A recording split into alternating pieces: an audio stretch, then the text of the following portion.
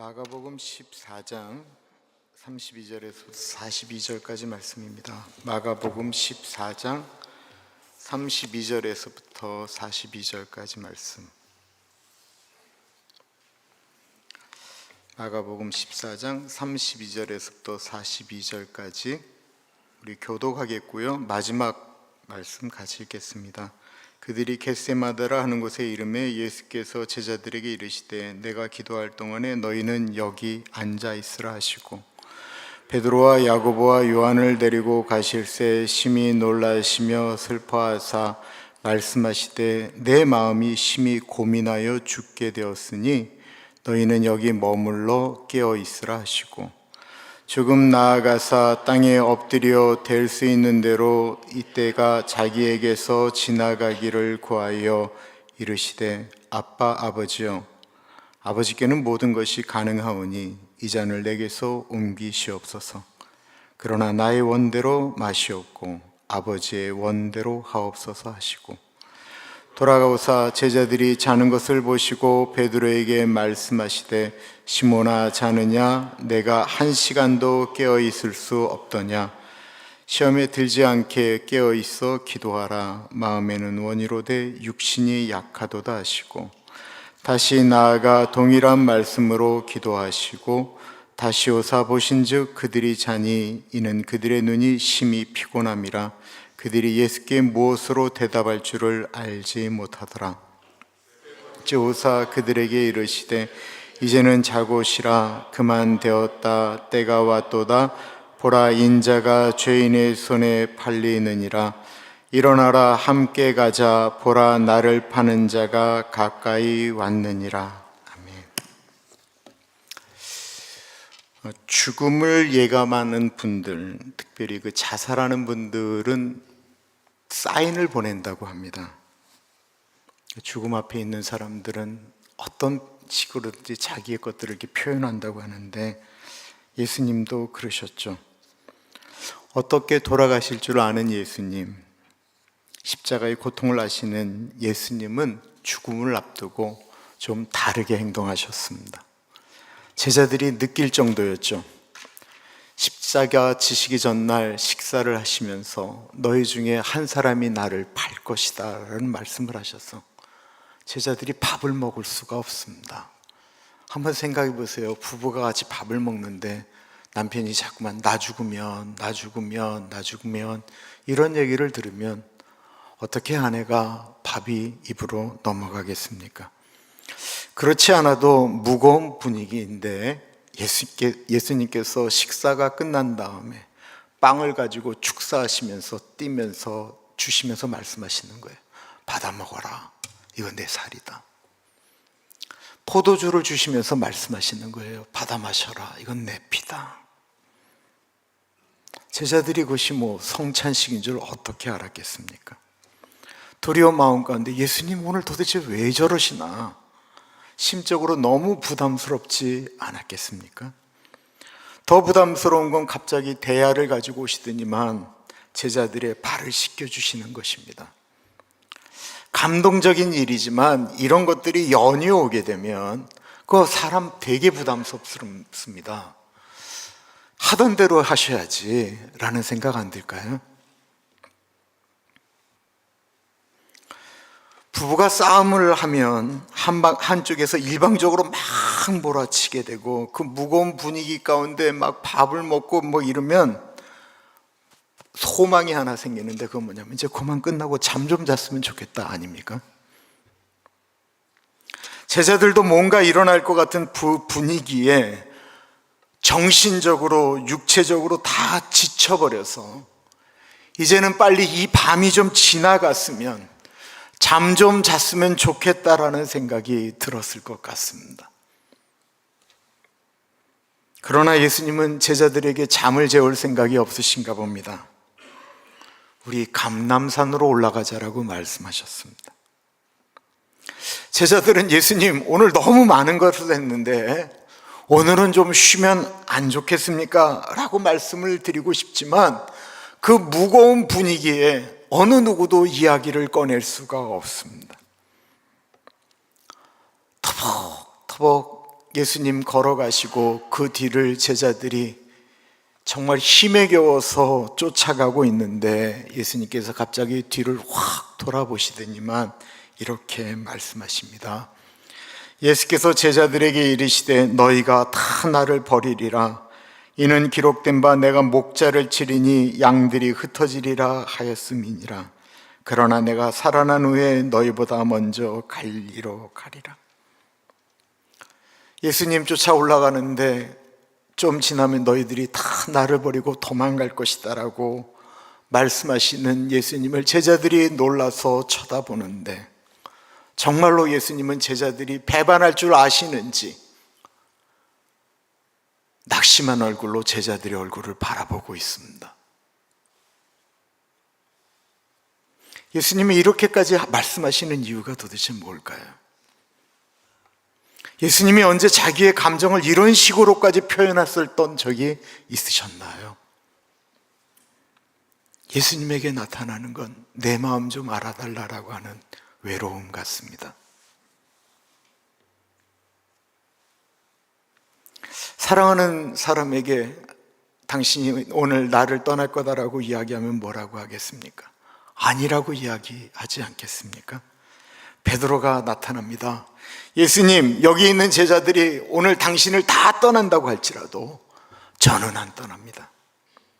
베드로가 이렇게 말하는 건 좋은데 베드로의 화법은 늘 비교 화법입니다. 다른 사람은 어떨지 몰라도 나는 안 그렇다라는 것입니다. 그러나 베드로는 자기 자신을 너무 몰랐습니다. 우리는 어떻습니까? 시간이 지나면 지날수록 우리는 우리 자신을 믿을 수가 없습니다. 저는 누구든지 안고 갈 자신이 있어서 제 목회 철학은 안고 가는 목회였습니다. 저는 무려 14년 동안 옛날 오렌지 연합교회 교인들은 다 그렇게 얘기했어요. 우리 목사님 목회 철학이 뭡니까? 안고 가는 목회입니다. 교인들이 그렇게 얘기를 해줬어요. 저는 교회를 떠나신다고 하면 그분을 잡지는 잘 않았어요. 떠나신다고 하면은 뭐 좋은 길로 가도록 축복을 하는 거지. 그러나 안에 남아서 그분이 고슴도치처럼 나를 찔러도 안에 계시는 나는 안고 갈 수 있다라고 생각을 했어요. 근데 2015년부터 제가 그것이 무너지기 시작했습니다. 14년 동안을 그렇게 당당하게 얘기했는데 15년 그때부터는 제가 그게 막 무너지기 시작하는 거예요. 다른 분이 잘못한 것이 아닙니다. 제가 달라진 것도 아니었어요. 저는 원래 다른 사람을 안고 갈 만한 존재가 아니었는데 제가 제 자신을 몰랐던 거예요. 안고 가야 하는데 도저히 안고 갈 자신이 없는 내 자신을 바라보면서 절망할 수밖에 없었습니다. 그때 제가 새벽 3시에 교회에 와서 2시간 반을 기도하고 교인들을 만날 때였어요. 새벽 예배를 새벽 3시 반에 교회에 와서 기도하고 만날 때니까 내가 얼마나 그 자신 충만했겠습니까? 거리낄 게 없다라고 생각을 했어요. 근데 그때 이후 저는 제 입으로 제 목회는 안고 가는 목회라는 말을 더 이상 하지 않습니다. 자신이 없는데 어떻게 그렇게 말하겠어요? 우리가 누구에 대해서 나는 이런 사람이다라고 당당하게 말할 수가 정말 있습니까?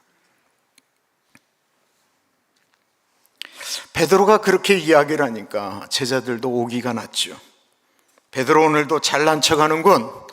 오늘 내가 예수님과 함께 이 밤을 그대로 예수님 곁에 있어서 예수님의 말씀이 틀렸다라고 하는 사실과 베드로와 비교해서 우리가 절대로 뒤처지지 않는다라는 것을 보여주리라.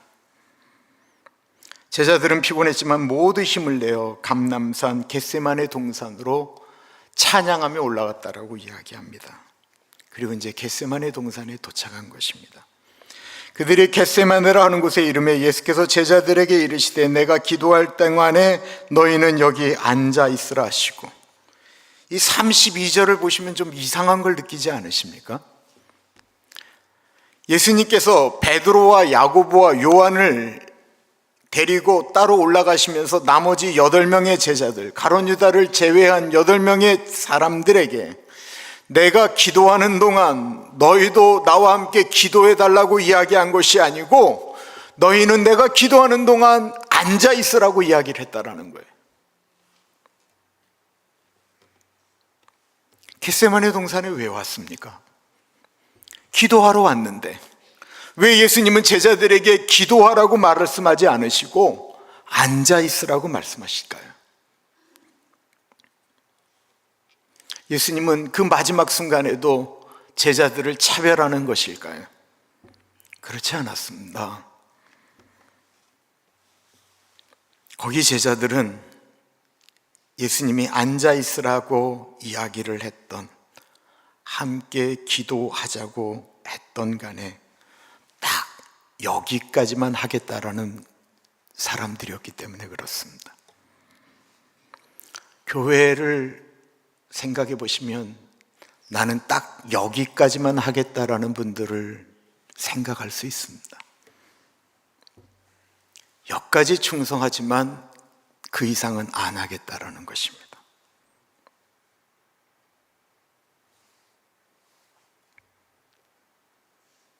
예수님을 따랐던 제자들의 마음은 우리와 다 똑같습니다. 예수님 때문에 출세하고 부자 되고, 예수님 때문에 문제 해결되고, 예수님 때문에 영생을 얻고, 모든 분들이 꿈꾸는 이상적인 신앙생활이지요.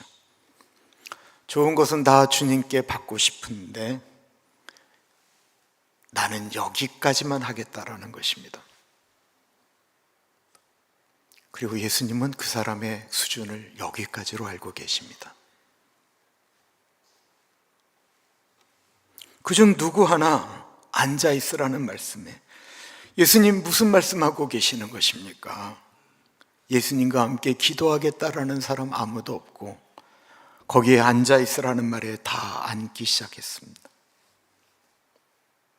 더군다나 예수님이 그 슬픈 눈동자로 너희들이 이 밤이 지나기 전에 다 나를 떠날 것이다 라고 그렇게 말씀하시는데도 제자들은 거기에 앉아 있었습니다.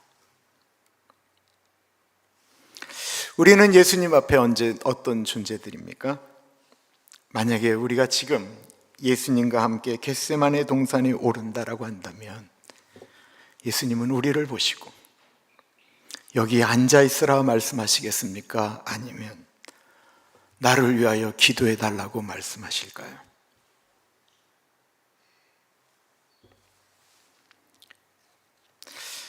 예수님은 제자들 보고 앉아 있으라고 하시고는 33절과 34절에 보면 베드로와 야고보와 요한을 데리고 가실새 심히 놀라시며 슬퍼하사 말씀하시되 내 마음이 심히 고민하여 죽게 되었으니 너희는 여기 머물러 깨어 있으라 하시고, 예수님 늘 중요한 순간에 요 세 제자들을 데리고 가실 때가 참 많았어요. 죽었던 야이로의 딸을 살릴 때도 베드로와 야고보와 요한을 데리고 가셨고, 변화산에 올라가실 때도 베드로와 야고보와 요한만을 데리고 가셨습니다.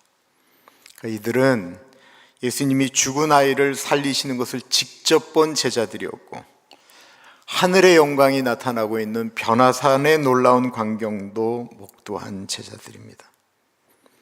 그런 제자들이기 때문에 누구보다도 그들을 믿고 예수님이 자신의 마음을 다 표현하시는 것이 33절, 34절입니다.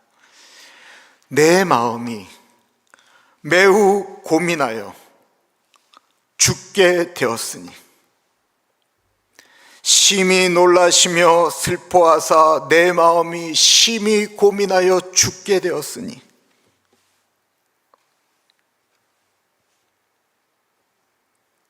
이 외로운 예수님의 마음이 느껴지십니까?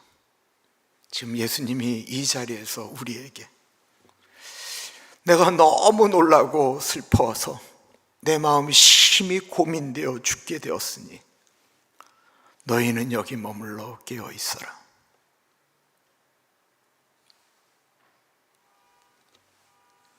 예수님의 고민은 하나님은 원하시는데 예수님 당시는 그렇게 죽고 싶지 않으신 것입니다.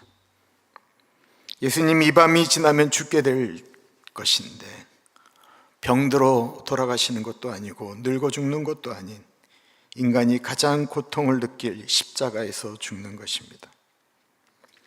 그리고 그 십자가의 죽음 전에 차라리 날 죽여달라고 살점이 찢겨져 나가는 채찍질이 남아 있습니다. 예수님의 마음이 너무 고통스러우니까 함께 있어 주기를 원하는 것입니다. 매번 함께 있어 달라는 것 아니었습니다.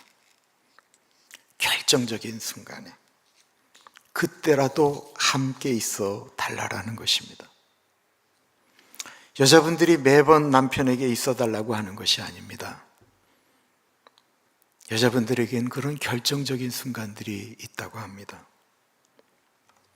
그때 좀 있어 달라고 전화를 하는데 남편이 그 마음을 몰라주고 술 먹고 돌아오면 다른 날 아무리 잘해도 소용없다라는 것입니다. 왜냐하면 다른 날은 꼭 함께 있어줘야 될 날이 아니기 때문에 그렇습니다.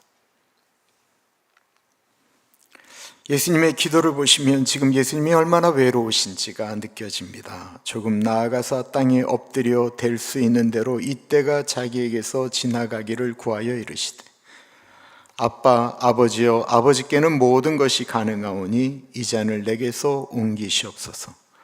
그러나 나의 원대로 마시옵고 아버지의 원대로 하옵소서 하시고,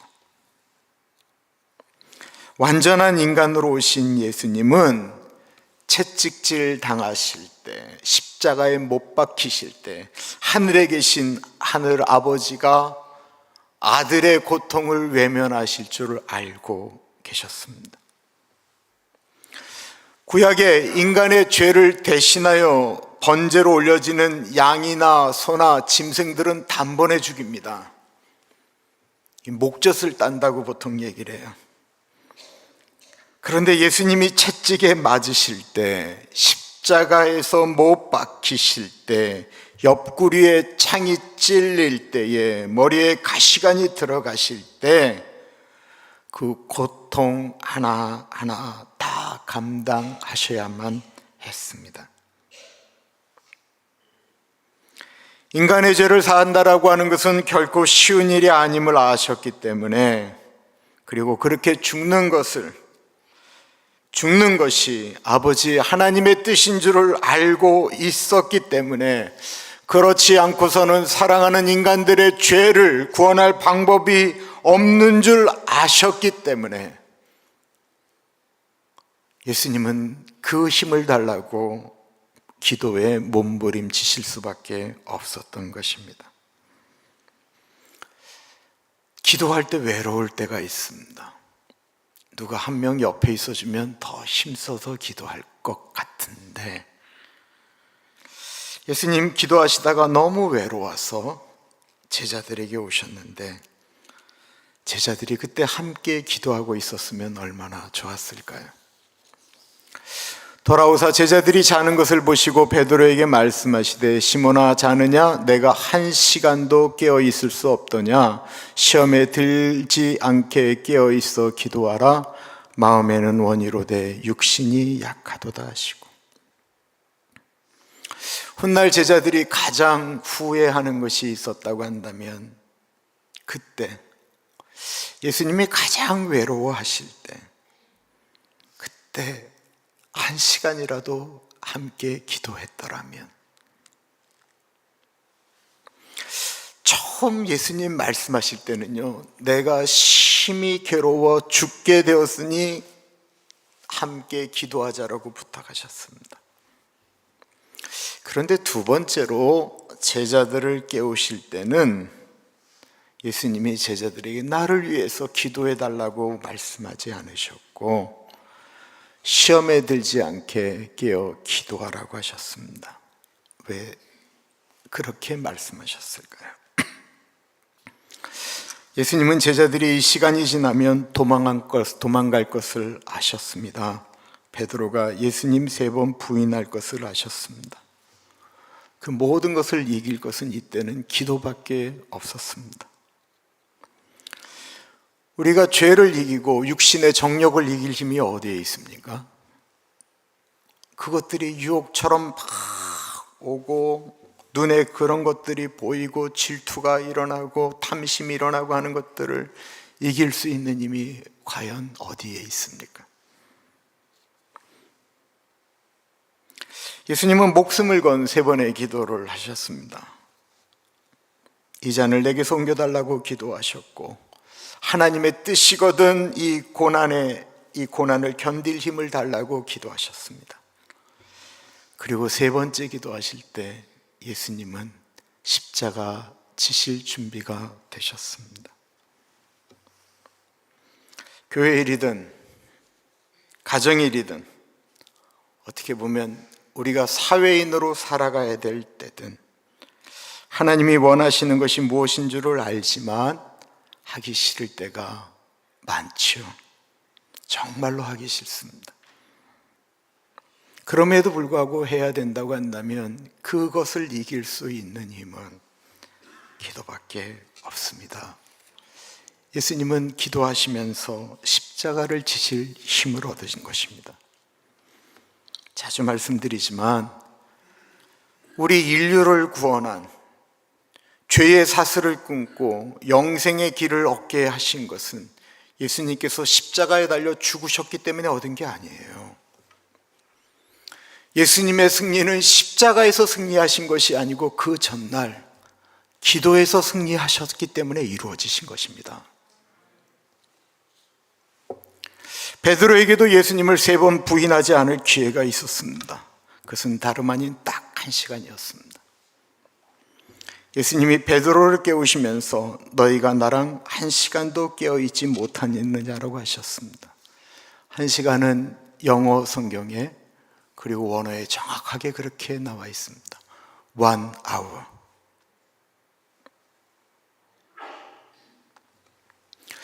우리는 수많은 시간을 기도해야 능력이 온다라고 생각하지요. 중보 기도자들이 하는 말씀이 있는데 딱 1시간만 기도해도 승리한다라는 것입니다.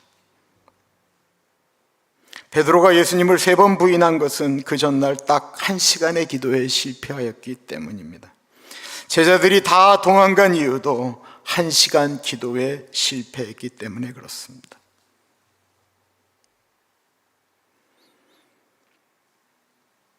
제가 2015년도에 제가 목회하면서 듣도 보다 못한 욕을 제일 많이 들었을 때입니다. 매니플레이스 한다, 입만 열면 거짓말한다, 뭐 별 소리를 내가 그때 다 들으면서 제가 정말로 내가 도저히 안을 수가 없다, 뭐 이런 얘기를 할 때였어요. 그리고 나서 그런 것들이 저에게도 참 많은 영향을 미쳤는데, 목회를 하다 보면 정말로 가기 싫고 정말 만나기 싫고 정말 말하기 쉽지 않을 때가 있잖아요. 그리고 그런 곳을 가서 얘기를 하려고 하면 온몸에서 진짜 아드레날린이 막 분비되는 것 같아요. 그리고 위산이 막 올라와요. 저희 교회 나이 드신 장로님이 뇌수술을 하는 날이었습니다. 수술 들어가시기 전에 기도하려고 저 미션 비에오까지 내려가서 수술하니까 얼마나 걱정이 돼요. 장로님 손 받고 이제 뭐 이러저런 얘기하면서 이제 기도를 하는데 장로님이 갑자기 목사님 아무개가 암에 걸렸습니다. 근데 그 아무개가 바로 2015년도에 저하고 관계가 돼 있던 분이었어요. 근데 그 말씀을 하시는데 뭐 사람이 암에 걸렸다고 한다면 내 마음이 좀 동해야 되지만 제 마음에 그 말씀을 듣는데 그분을 보고 싶은 마음은 저한테 단 1%도 없었어요. 교회를 떠나신 지도 오래되셨고 떠나실 때 그분도 아프셨지만 저도 무지하게 아팠거든요.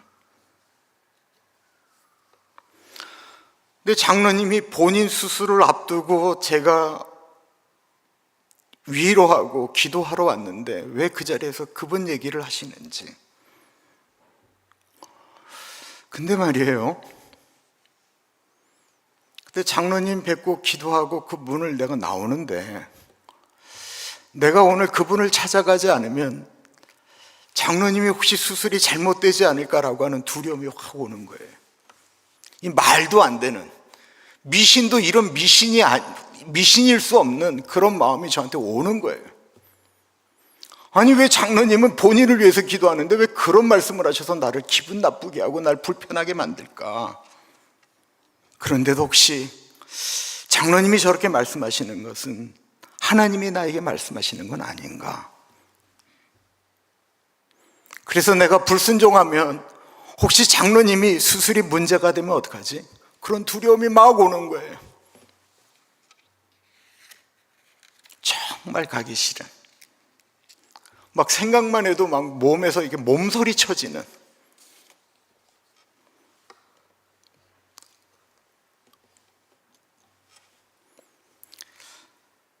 병문안을 나와서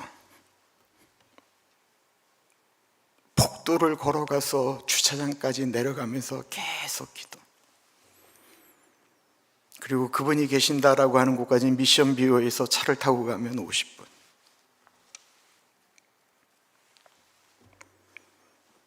운전을 하면서 계속 기도를 하는데 마음으로는 이미 이제 가야 된다라는 생각이 든 거죠. 내가 안 가면 장로님이 안 좋을 수도 있다. 말도 안 되는 생각이 저를 사로잡은 거죠. 근데 그 1시간 정도 떨어진 그 병실로 들어가는데 제가 마치 도살장으로 끌려가는 소 같아요.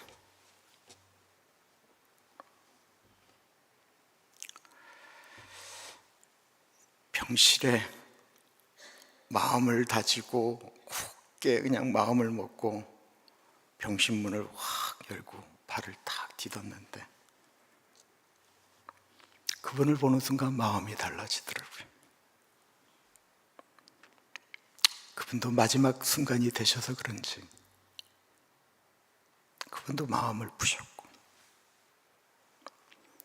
제가 1시간 기도하는 동안 하나님이 그분을 변화시켰습니까? 내가 1시간 그렇게 기도하면서 달려온 순간 상황이 바뀌었나요? 아니요, 그 1시간은 저를 바꿨습니다. 오늘 우리의 삶에는 이런 일들이 수도 없이 일어납니다. 무슨 이야기를 해야 되는데, 누군가를 만나야 되는데 두렵고, 정말로 하나님의 뜻은 알겠는데 정말로 하기는 싫은, 우리는 신앙생활하면서 사람과의 관계 가운데 사회에서 일하면서 이런 일들을 우리는 너무나도 많이 경험합니다.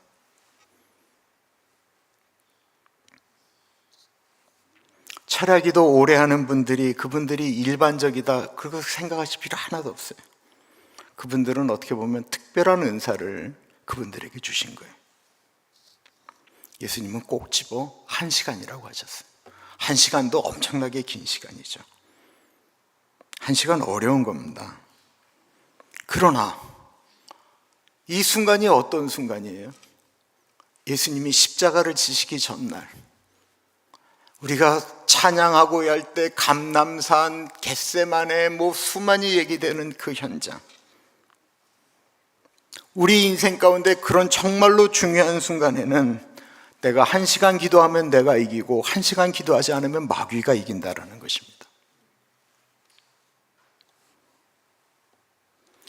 내 인생은 평탄한 삶을 산다. 나는 워낙 그냥 내가 자신 있고 이렇기 때문에 내가 누구 때문에 불편한 것도 없고 아쉬운 것도 없고, 그런 분은 1시간 기도할 필요 없어요. 왜 그분이 1시간을 기도하셔야 되겠어요? 그런 일이 일어나지 않는데. 그럴 필요 없어요. 그러나 그러지 못하다고 느껴지는 분들, 그러시면 쪼개서 기도하시면 됩니다. 오전에 10분, 오후에 10분, 저녁에 10분 이렇게 하셔도 돼요. 다만 기도를 놓치지는 마십시오. 기도는 낭비가 아닙니다. 기도는 세상을 이기는 힘입니다.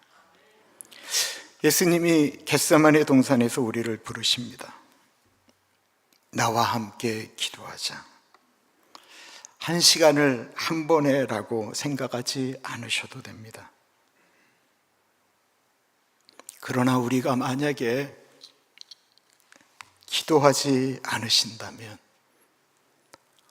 우리의 인생 가운데는 죄를 이기고 마귀를 이기는 일은 없습니다.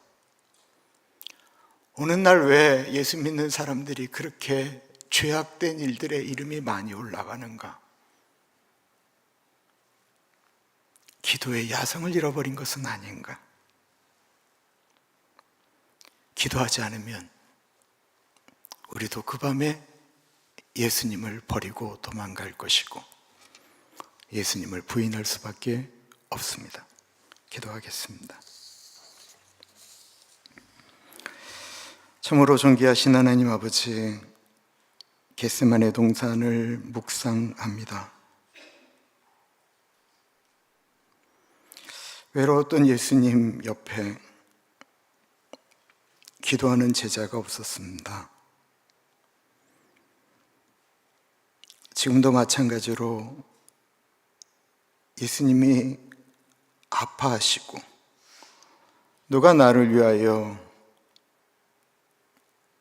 교회를 위하여 십자가를 질고 누가 나를 위하여 이 일을 감당할꼬 라고 말씀하시는데 앉아있는 자들로 살아갈까 두렵습니다. 하나님 아버지, 고난주간을 보내면서 우리가 다시 한번 주님 앞에, 주님, 제가 그 현장 가운데 기도하며 서겠습니다, 고백하는 우리들 되게 하여 주십시오.